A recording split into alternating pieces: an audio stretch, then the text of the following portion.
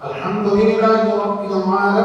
داتا علی اجویری صاحب کے دربار میں قائم مسجد جو کہ حضرت داتا علی اجویری کے نام سے ہی موجود ہے اور یہاں پر نماز تراویح پڑھائی جاتی ہے کئی سالوں سے۔ اس وقت ہمارے ساتھ قاری حافظ رمضان صاحب موجود ہیں جو کہ یہاں پر نماز تراویح پڑھا رہے ہیں۔ ان سے ہم جانتے ہیں کہ نماز تراویح پڑھانے کے لیے ایک حافظ کو سٹرگل کتنی کرنی پڑتی ہے۔ بنیادی طور پر یہ ایک بڑی مشکل ڈیوٹی اور سروس ہوتی ہے، اور خاص طور پر جو لوگ سمپل حافظ ہیں نا ان کے لیے شاید اتنا مشکل نہیں ہوگا، لیکن اگر آپ کے پاس ڈفرینٹ کائنڈ آف رسپانسبلٹیز ہیں کہ آپ نے بہت سارے اور بھی کام ہیں، تو اس میں اس کو یاد رکھنا، اس کو تیاری کرنا، اس کو ریپیٹ کرنا اور اس کو پھر اپنے ٹائم پر بہتر طریقے سے اس کو پرفارم کرنا۔ لیکن یہ قرآن پاک کی برکت ہے کہ جب آپ کو قرآن پاک کے ساتھ محبت ہوتی ہے، آپ کو شوق ہوتا ہے، تو آپ اس شوق میں پھر اس کو پڑھتے بھی ہیں، پھر آپ کو لطف آتا ہے۔ تو اس لیے اٹس ڈیفیکلٹ، بٹ قرآن مجید آسان ہے، تھوڑا سا شوق رکھیں تو اللہ تعالیٰ آسان کر دیتے ہیں۔ ایک حافظ قرآن کو قرآن حفظ کرنے کے علاوہ کیا کیا کرنا پڑتا ہے کہ اس کو بھی نماز تراویح پڑھانے کا موقع مل سکے؟ دیکھیے، قرآن پاک جو ہے وہ حفظ کرنے کا مطلب یہ ہوتا ہے کہ آپ اس کو زبانی پڑھتے ہیں، بغیر دیکھے پڑھتے ہیں، اور اس کا جو سب سے مشکل کام یہ ہوتا ہے کہ آپ نے کوشش کرنی ہوتی ہے کہ ایک تو اس میں غلطیاں کم سے کم آئیں، پھر اس کے ساتھ ساتھ اس کی جو حسن ادائیگی ہے، تلفظ ہے، آپ نے اس کا بھی اس کا خیال رکھنا ہوتا ہے، پھر ایک مناسب اس کی جو رفتار ہے آپ نے اس کا بھی دھیان رکھنا ہوتا ہے لوگوں کے حساب سے۔ تو یہ ہے کہ جب بندہ حفظ کرتا ہے نا جی، تو بنیادی طور پر اس کے جو پڑھانے والے استاذ ہیں اس کے اوپر ڈپینڈ کرتا ہے کہ انہوں نے اس کو کتنا اچھا پڑھایا ہوا ہے۔ تو جب کسی اچھے استاذ سے، ماہر استاذ سے، محنتی مخلص استاذ سے پڑھتا ہے تو پھر اسے یاد رہتا ہے، پھر اس کے بعد وہ جب پڑھ لیتا ہے تو پھر اس کے بعد اس کو تراویح میں پڑھنا، پھر کھڑے ہو کر پڑھنا، اس کی پھر ایک الگ پریکٹس ہے،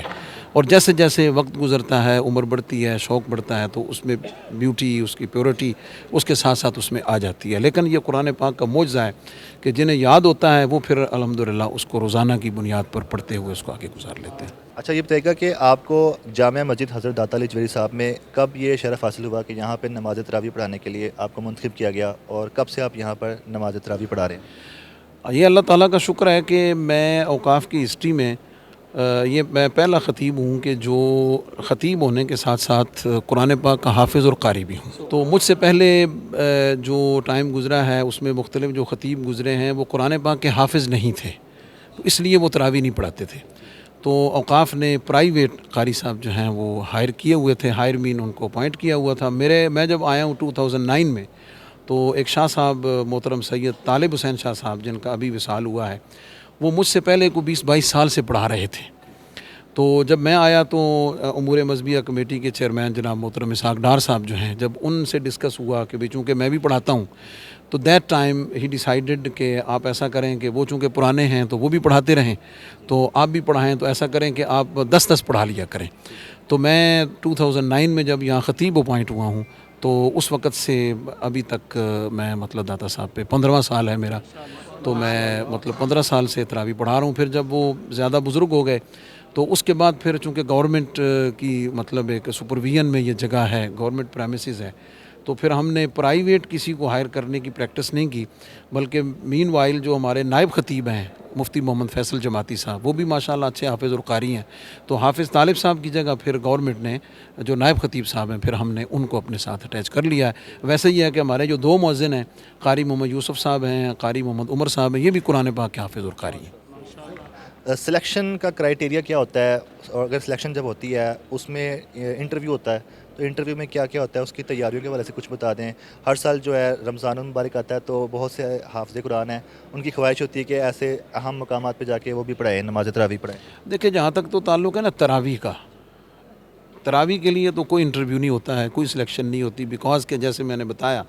کہ جو خطیب ہے وہی پڑھائے گا، جو نائب خطیب ہیں وہ پڑھائیں گے۔ بنیادی طور پر داتا دربار پہ ایک اور جو بہت بڑا پروگرام ہوتا ہے وہ محفل شبینہ کا ہوتا ہے آخری عشرے میں، تو اس میں ہم پرائیویٹ حافظ اور قاری لیتے ہیں جو تاقراتوں میں 21، 23، 25، 27، 29 شب کو ہوگا، تو وہ پچھلے کئی سالوں سے اس کی پریکٹس ہے۔ تو اس کے لیے ہم شعبان کے مہینے میں باقاعدہ اخبار میں ایڈ دیتے ہیں، سوشل میڈیا پہ ہم اس کا ایڈ دیتے ہیں، تو پھر رمضان سے پہلے ہم اس کا باقاعدہ گورنمنٹ ایک پینل بناتی ہے جس میں حافظ اور قاری 5 گروپ ہوتا ہے، پورا پینل، وہ ان سب کا انٹرویو کرتا ہے۔ تو اس دفعہ ہمارے پاس جو ہے مطلب اس کے کنوینئر چونکہ گورنمنٹ کی طرف سے میں ہوتا ہوں، میرے ساتھ اور بڑے قاری ہوتے ہیں، تو اس دفعہ ہمارے پاس مور دین 90 اپلیکنٹ تھے پورے پنجاب سے.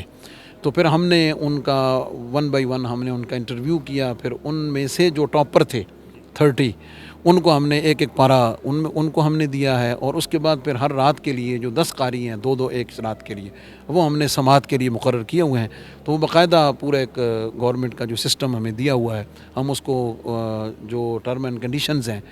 رولز ہیں، ان کو فالو کرتے ہوئے ہم نے ان کا انٹرویو کیا ہے. اور ہم نے وہ لسٹ جو ہے وہ 2 رمضان المبارک کو باہر لگا دی ہے سوشل میڈیا پہ، تو ہر ایک کو پتہ ہے کہ تو جو شبینہ ہے اس کے لیے ہم پرائیویٹ انٹرویو کرتے ہیں، بٹ تراویح کے لیے اور سننے کے لیے ہم پرائیویٹ کوئی ہائر نہیں کرتے. شبینہ جو ہے وہ آخری طاق راتوں میں پچھلے 2 سال سے ہو رہا ہے، کیونکہ لوگ اعتکاف میں بیٹھتے ہیں. تو اس رات میں ایک لوگوں کے لیے بڑی اچھی ایک ہم نے ایک سہولت اور عبادت کا ایک بڑا اچھا موقع یہاں پہ فراہم ہو جاتا ہے کہ جیسے ہی تراویح ختم ہوتی ہے، وطر دعا ہوتی ہے، تو اس کے بعد جو ہے وہ ہم لوگ ادھر کھڑے ہو جاتے ہیں. معتکف چونکہ یہاں ہزاروں کی تعداد میں ہوتے ہیں، تو وہ پھر ڈیلی کے 5-6 پارے اس کی تلاوت ہوتی ہے، تو وہ قیام اللیل بھی ہو جاتا ہے، قرآن کی تلاوت بھی ہو جاتی ہے. اور جو زائرین ہیں اور خاص طور پہ جو معتکف حضرات ہیں، انہیں اعتکاف کے دوران پورا ایک قرآن پاک سننے کا موقع اسی بہانے سے مل جاتا ہے.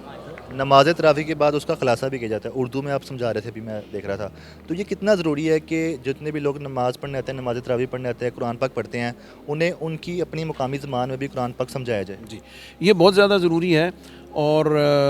میں یہ جو پریکٹس ہے یہ 1996 سے کر رہا ہوں، میں اس دادا صاحب آنے سے پہلے بھی، اور یہاں بھی ہوتی ہے. اور جیسا کہ آپ دیکھ رہے ہیں، تو بنیادی طور پر تو قرآن پاک پڑھنے نہیں ہوتا، بلکہ اصل مقصد اس کو سمجھنا اور اس کو عمل کرنا ہے. تو ہونا تو یہ چاہیے کہ ہم یعنی ہر 4 رکعت کا جو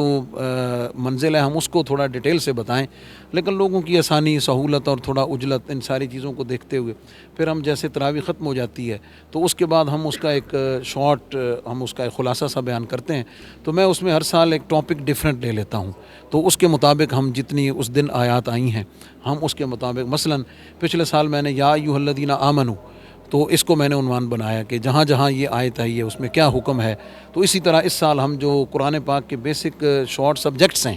ہم ان کو ڈسکس کر رہے ہیں کہ یہ چیز جو ہے آج بیان ہوئی ہے. تو اس میں ہم آگے سننے والوں کو دعوت دیتے ہیں کہ وہ گھر میں جا کر ڈیٹیل کے ساتھ اس کو پڑھنے کی کوشش کریں.